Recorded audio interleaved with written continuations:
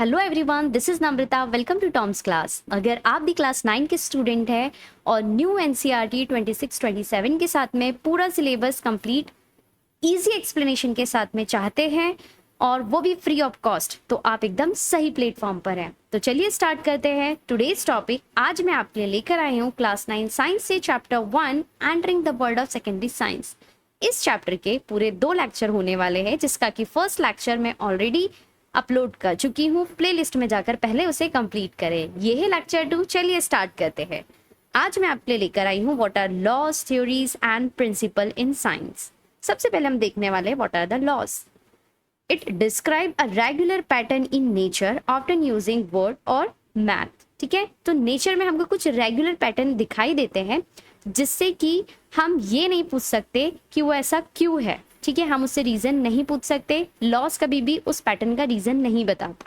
ठीक है, नेचर में कोई चीज अगर आपको दिखाई दे रही है, वो हो रही है, उसे हम एज इट इज कहेंगे। ठीक है, वो आपका क्या होता है, लॉ। जैसे कि एक सिंपल एग्जांपल से समझते हैं। कोई भी ऑब्जेक्ट को अगर मैंने ऊपर की तरफ फेंका, तो we know every object must come down, वो नीचे ही आकर गिरेगी। तो ये नेचर में हमें दिखाई देती है कि अगर कोई चीज ऊपर हमने फेंकी है तो वो नीचे ही आएगी। अब वो नीचे क्यों आती है, ये लॉ नहीं बताता। तो ऑब्जेक्ट नीचे आ रही है, ये किसने बता दिया, लॉ ने बता दिया। अब थ्योरीज क्या होती है, थ्योरीज बताती है कि अगर कोई ऑब्जेक्ट नीचे गिर रहा है तो वो क्यों नीचे गिर रहा है, उसका रीजन बताएगी। ठीक है, तो रीजन बिहाइंड दैट कि अर्थ की ग्रेविटी उसे नीचे खींच रही है, ये क्या हो जाती है, थ्योरीज। जो कि क्या बताती है, किसी भी पैटर्न के पीछे उसका पूरा रीजन बताती है, पूरा रीजन एक्सप्लेन करती है, पूरा ये लॉन्ग टर्म चलती है और उस चीज को कंप्लीटली आपको एक्सप्लेन करती है। ठीक है, वहां पर अब प्रिंसिपल क्या है, सेम एग्जांपल में अगर मैं देखूं कि अगर किसी ऑब्जेक्ट को मैंने ऊपर फेंका है, वो नीचे आएगा, ये क्या हो गया, लॉ हो गया। ये एक पैटर्न है, ये लॉ हो गया। वो नीचे क्यों आ रहा है, क्योंकि अर्थ की ग्रेविटी उसे खींच रही है, वो इसीलिए नीचे आ रहा है। ये क्या हो गई, थ्योरी। ठीक है, जिसमें उसने कंप्लीटली डिस्क्राइब कर रखा है, सारे रीजन बता रखे, सारे फैक्टर्स बता रखे कि ऐसा क्यों हो रहा है। ठीक है, दिस इज थ्योरी। और प्रिंसिपल्स क्या होते हैं, what is the reason behind that, okay, what is the basic fundamental fact behind that. ठीक है, कि वो नीचे आया तो क्यों आया। ठीक है, सो आपको वहां पे प्रिंसिपल बताएगा कि इन यूनिवर्स, पूरे आपके यूनिवर्स में कोई भी जो 2 ऑब्जेक्ट है जिसके पास में क्या है, मास है, तो 2 मास के बीच में एक अट्रैक्शन का फोर्स काम करता है। ये उसका फंडामेंटल फैक्ट है, जो कौन बताएगा, प्रिंसिपल बताएगा। तो ये होते हैं लॉस, थ्योरी एंड प्रिंसिपल। तो यहाँ पर जो एनसीईआरटी में हमें कुछ एग्जाम्पल देख रखे हैं, उसके साथ में हम देखते हैं, जैसे कि लॉ के लिए एग्जाम्पल दे रखा है Newton's law of motion. Newton ने कुछ लॉज देख रखे हैं, जैसे कि ये रेगुलर पैटर्न में हम देखते हैं कि अगर हम किसी बस में बैठे हैं और उसमें ब्रेक लगता है, तो हम कहाँ, सामने की तरफ फॉल करते हैं। तो ऐसा होता है, दिस इज द लॉ। ठीक है, ऐसे ही यहाँ पर थ्योरी बता रखा है। Theory explain why a pattern occur based on evidence gathered over time. ये लंबे टाइम तक चलती है और उसमें पूरा रीजन बताती है। ठीक है, सारे फैक्ट्स एक्सप्लेन करती है, लंबे टाइम तक चलती है। और थ्योरीज जो है वो टाइम के साथ में चेंज भी होती है। ठीक है, लॉस चेंज नहीं होंगे, थ्योरीज टाइम के साथ में चेंज भी होती है। ठीक है, एग्जाम्पल में दे रखा है एटॉमिक थ्योरी, जिसमें बता रखा है कि भाई एटम का साइज कैसा है, एटम के अंदर क्या है, एटम कैसा दिखाई देता है, ये सारी चीजें इसमें एक्सप्लेन कर रखी है।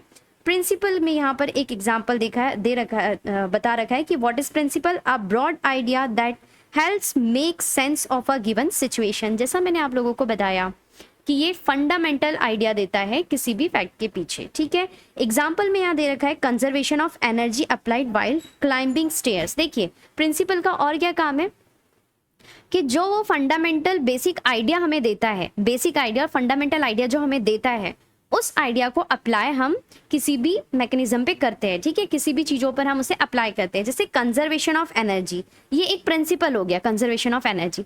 अब ये कंजर्वेशन ऑफ एनर्जी का यूज हम कहाँ करते हैं, कहाँ हम इसे अप्लाई करते हैं। सो जब भी हम क्या कर रहे हैं, स्टेयर्स पे चढ़ रहे हैं, क्लाइंब कर रहे हैं, तो वहां पर जो हमने जितना भी फूड हमारे अंदर स्टोर था, उसने हमें एनर्जी दी और वो एनर्जी का यूज करके हमने क्या करा, हम सीढ़ियाँ चढ़ते हैं। ठीक है, तो ये एक एग्जाम्पल हो गया जो कि आपके एनसीईआरटी में दे रखा है। आगे देखते हैं, what are the predictions in science. Science में प्रेडिक्शंस क्या होते हैं। देखिए, ये क्या होता है, anticipating what will happen before doing an experiment. मतलब कि ये पहले से आपको प्रेडिक्शंस होते हैं साइंस में कि अगर कोई चीज हो रही है वहां पर, जैसे कि मैं कह सकती हूँ इट विल रेन टुडे, आज बारिश होने वाली है, ठीक है। तो मैंने ये क्या किया, एक प्रेडिक्शन किया, ठीक है, प्रेडिक्ट किया मैंने कि आज बारिश हो सकती है, ठीक है। तो ये क्या हो जाता है, ये हो जाता है आपका प्रेडिक्शन। तो साइंस में प्रेडिक्शंस होते हैं anticipating what will happen before doing an experiment. अगर आप कोई एक एक्सपेरिमेंट कर रहे हैं, ठीक है, तो कोई भी आप एक एक्सपेरिमेंट करें, आपने दो सब्सटेंसेस को मिलाया और आपने वहां पे प्रेडिक्ट कर दिया कि इसमें ये कंटेंट प्रेजेंट है, तो कौन सी गैस यहाँ से निकल सकती है, तो ये क्या हो गया, आपका प्रिडिक्शन हो गया, ठीक है। यहाँ पर कुछ एग्जाम्पल दे रखे हैं। मोशन में अगर हम देखें, how far a kicked football will travel, आपने किक किया, तो कोई दो पर्सन है वो फुटबॉल खेल रहे हैं, दोनों ने किक किया, तो आप दूर से बैठ करके प्रेडिक्ट कर रहे हैं कि कौन सी जो बॉल है वो कितने दूर तक जाएगी, किसने कितना फोर्स अप्लाई किया और वो कितने दूर तक जा सकती है, ये आपने उसका प्रेडिक्शन किया, ठीक है। नेक्स्ट केमिस्ट्री में अगर हम देखें, how much CO2 will be produced in an reaction, अगर कोई रिएक्शन हो रही है वहां से CO2 निकल रही है, तो हम वहाँ प्रेडिक्ट कर सकते हैं कि इतने परसेंटेज में यहाँ से CO2 निकलनी चाहिए, ठीक है। ऐसे ही बायोलॉजी में अगर देखें, how breathing changes while running, अगर आप दौड़ रहे हैं तो वहाँ पे ब्रीदिंग चेंज होगी, तो वहाँ पे आप प्रेडिक्ट करें चेंज होगी या नहीं होगी, या किस तरीके से चेंज होगी, तो ये क्या हो गया, प्रेडिक्शन इन साइंस में। हम साइंस में ऐसा करते रहते हैं। ओके, नेक्स्ट आगे बढ़ते हैं हम, why do weather forecast go wrong. हम देखिए, वेदर फोरकास्ट कई बार ऐसे बताते हैं कि भाई बारिश होने वाली है, ठीक है, तूफान आने वाला है, ठीक है, तो ये पहले से आपको क्या कर देते हैं, बता देते हैं कि भाई ऐसा हो सकता है, वेदर खराब होने वाला है। तो जो वेदर फोरकास्ट होता है वो कभी कभी गलत क्यों हो जाता है, क्योंकि जो वेदर होता है वो डिपेंड करता है कुछ छोटे छोटे से फैक्टर्स, जैसे कि temperature, pressure, humidity and wind. ये थोड़े भी अगर चेंज हो जाए तो पूरा वेदर चेंज हो जाता है, ठीक है। तो हाँ, वेदर फोरकास्ट कई बार ऐसे क्या होता है, गलत हो जाता है, ठीक है।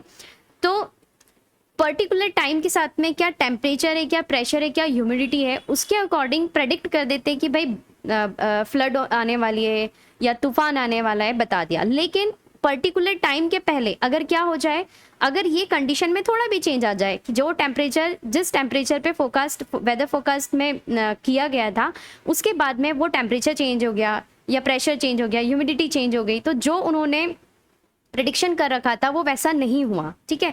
तो ऐसा पॉसिबल है क्योंकि जो वेदर है वो छोटे छोटे फैक्टर्स से क्या हो जाता है, चेंज हो जाता है। इसीलिए जो वेदर फोरकास्ट दिया जाता है वो बहुत लंबे टाइम के लिए नहीं दिया जाता है, एक ये कुछ छोटे आवर्स का होता है या कुछ डेज का होता है बस, ठीक है। तो very tiny difference in condition can grow and cause completely different outcomes, ठीक है। That is why forecasts are reliable for a few hours or days but less certain future in the further in the future, okay। तो ये रहा आपका why do weather forecast go wrong, ठीक है। आगे बढ़ते हैं, estimation and its uses in science। Science में एस्टिमेशन का क्या यूज है, एस्टिमेशन करना, जैसे कि एस्टिमेशन हम यहाँ पर एक एग्जांपल से समझ सकते हैं कि हम ऐसा जनरल क्या है, डेली लाइफ में हम ऐसा करते रहते हैं। जैसे कि हमारे पास में एक एग्जांपल है कि एक वाटर बॉटल है, उस वाटर बॉटल में आप बस देख रहे हैं और वहाँ पे एस्टिमेट लगा रहे हैं, ठीक है। एस्टिमेट क्या लगा रहे हैं कि ये जो वाटर है इसका वॉल्यूम ना 1/2 लीटर होगा, इसमें 1/2 लीटर पानी आ सकता है, ठीक है। लेकिन जब आप मेजर करने जाते हैं तो क्या सच में 1/2 लीटर होता है, उससे थोड़ा कम भी हो सकता है, थोड़ा ज़्यादा भी हो सकता है। तो यहाँ पे आपने एक अप्रॉक्सीमेट बता दिया कि the capacity of that water bottle is 1/2 litre, ठीक है, कि 1/2 लीटर उसकी कैपेसिटी है। लेकिन एक्चुअल में है क्या, नहीं, वो उससे थोड़ी ज़्यादा भी हो सकती है, थोड़ी कम भी हो सकती है। ऐसे ही एक और एग्जाम्पल हम ले सकते हैं कि हम अगर मार्केट जा रहे हैं, हमारे पास में बहुत सारी लिस्ट रखी हुई है, हम वो लिस्ट के हिसाब से एक क्या लगा लेते हैं, एक ऐसा छोटा सा हम सर्टेन अमाउंट फिक्स कर लेते हैं कि भाई इतने, जैसे कि हमने 5 कुछ ऑब्जेक्ट चूज कर रखे कि ये 5 चीज़ें जाकर के मुझे मार्केट से परचेस करनी है, ठीक है। अब वो मार्केट में उसका प्राइस क्या होना चाहिए, उसके अकॉर्डिंग आपने क्या करा, आपने 2000 रुपीज़ ले लिए और आप परचेस करने मार्केट चले गए, ठीक है। अब जब आपने परचेस किया, आपने पूरा मार्केटिंग करी, मार्केटिंग के बाद आप देखते हैं कि आपका जो पूरा अमाउंट वहाँ पे आपने टोटल अमाउंट पे किया, वो आपने कुछ 18,000 की कुछ आपने वहाँ पे शॉपिंग करी, ठीक है, बाकी के पैसे आपके बच गए। तो ये आपने क्या लगाया, मार्केट जाने से पहले एस्टिमेशन किया, ठीक है। सो ये होते हैं एस्टिमेशन, हम इनको साइंस में यूज़ करते हैं। A rough estimate is often enough to check if an answer is reasonable और इम्पॉसिबल। तो हम साइंस में भी ऐसे कुछ एस्टिमेशंस लगा लेते हैं जो कि ये बताता है कि कोई जो हम एक्सपेरिमेंट कर रहे हैं, अगर कोई एक्सपेरिमेंट हम करने जा रहे हैं तो वो पॉसिबल भी है या नहीं। ठीक है, एक एग्जांपल में हम और यहाँ पे ले सकते हैं, जैसे कि आपने लैब में रखने के लिए एक मॉडल बनाया हाइड्रोलिक लिफ्ट का, वही हाइड्रोलिक लिफ्ट जिसमें प्रेशर क्रिएट करके हम किसी भी ऑब्जेक्ट को ऊपर उठा लेते हैं। ठीक है, तो क्या वो हाइड्रोलिक लिफ्ट जो कि आपने लैब में बनाया है वो किसी कार को ऊपर उठा सकती है? इम्पॉसिबल। ठीक है, तो यहाँ पर हम क्या कर सकते हैं, बता सकते हैं कि वो पॉसिबल भी है या नहीं। ठीक है, तो व्हाट आर द ये हमें हेल्प कैसे करता है? ठीक है, एस्टिमेशन कैसे हमें हेल्प करता है? It build intuitions. ठीक है, डिटेक्ट एरर डिटेक्ट कर सकता है। हमने एस्टिमेट किया, उसे फाइंड आउट किया, और जो हमने एस्टिमेट लगाया था, जो अप्रॉक्सीमेट हमने सोच के चले थे, चीज़ उससे कुछ अलग ही हो गई। ठीक है, गलत हो गई। ठीक, तो वहाँ पर हम क्या कर सकते हैं, हमारी एरर डिटेक्ट कर सकते हैं। ठीक है, before experiment. Develop confidence in thinking. और अगर हम एस्टिमेशन लगाते हैं और एक्सपेरिमेंट करते हैं और एक्सपेरिमेंट हमारा कंप्लीट भी हो जाता है विथ टाइम, तो हमारे अंदर क्या आ जाता है, कॉन्फिडेंस बिल्ड हो जाता है। ठीक है, एक एग्जाम्पल यहाँ पर है, litre of air breathe in 1 day. एक लीटर जो आप पूरे 1 डे में कितने लीटर एयर ब्रीथ कर सकते हैं, इसको हम एक अप्रॉक्सीमेट निकालना चाहेंगे। ठीक है, तो हम इसे कुछ ऐसे समझते हैं कि 1 डे को अगर मैं मिनट में कन्वर्ट करूं तो 1 डे में कितने आवर्स, 24 आवर्स। ठीक है, ऐसे ही वन आवर में कितने मिनट्स, 60 मिनट। अगर आप इसे कुछ कैलकुलेट करेंगे तो आपको मिलेगा 1440 मिनट्स। ओके, अब मैं यहाँ पर निकालना चाहती हूँ ब्रीथ पर मिनट। मैं 1 मिनट में कितना ब्रीथ करती हूँ। ठीक है, तो ब्रीथ पर मिनट मैंने 1 मिनट काउंट किया, मैं कितने बार ब्रीथ कर रही हूँ, तो हम कुछ 12 to 14 टाइम्स ब्रीथ करते हैं। ठीक है, 12 to 14 टाइम ब्रीथ करते हैं। अब अगर मैं चाहती हूँ कि 1 डे में मैंने कितने बार ब्रीथ किया, तो 1 डे में ब्रीथ मैं कितने बार करूँगी। देखिए, मैं यहाँ पर अप्रॉक्सीमेट ले लेती हूँ, 12 से 15 के बीच का कोई भी एक नंबर, मैंने 13 ले लिया, उसको मल्टीप्लाइड बाय एक दिन में कितने मिनट, तो 1440 मिनट्स। ठीक है, तो मेरे पास में आता है अप्रॉक्सीमेटली 20,000 टाइम्स मैंने यहाँ पर ब्रीथ किया। ठीक है, अब मुझे यहाँ दिखाना है कि एक दिन में मैंने कितने लीटर ब्रीथ किया है। ठीक है, तो इसके लिए मैं क्या करूँगी, एक बलून फुलाऊंगी। ठीक है, बलून में मैंने एक दिन में मैं कितने बलून फुला सकती हूँ। ठीक है, वो मेरी ब्रीथ कैपेसिटी बता सकता है। ठीक, तो उसके लिए मैं क्या लूँगी, यहाँ पे मुझे निकालना है अब वॉल्यूम ऑफ ब्रीथ। ठीक है, वॉल्यूम ऑफ ब्रीथ में आप देखेंगे कि मैं 4 ब्रीथ करती हूँ। ठीक है, और एक बलून फुला लेती हूँ। 1 बलून, जो 1 बलून है मेरा, वो 1 बलून कितने लीटर एयर कैपेसिटी है उसकी, तो 2 लीटर एयर कैपेसिटी है। ठीक है, तो मैंने यहाँ पर कितनी ब्रीथ करी, 4 ब्रीथ करी, और 4 ब्रीथ में मैंने एक बलून फुला लिया। एक बलून कितने कैपेसिटी का है, 2 लीटर कैपेसिटी का है, तो मैंने एक बलून फुला लिया 2 लीटर कैपेसिटी का। तो अगर मैं 1 ब्रीथ करूँ तो 1 ब्रीथ में मैं कितना लीटर ले सकती हूँ, तो 2/4 ले सकती हूँ। ठीक है, 2/4 इक्वल्स टू ये हो जाएगा आपका कुछ 0.5 लीटर। मतलब कि मैं एक ब्रीथ में 0.5 लीटर वॉल्यूम भर सकती हूँ। ठीक है, ऐसा ही मुझे पूरा दिन करना है। और पूरे दिन में मैं कितने टाइम्स ब्रीथ करती हूँ, तो इट इज़ 20,000 टाइम्स। तो मैं 1 डे में मैंने कितना ब्रीथ किया मैं निकाल सकती हूँ। 1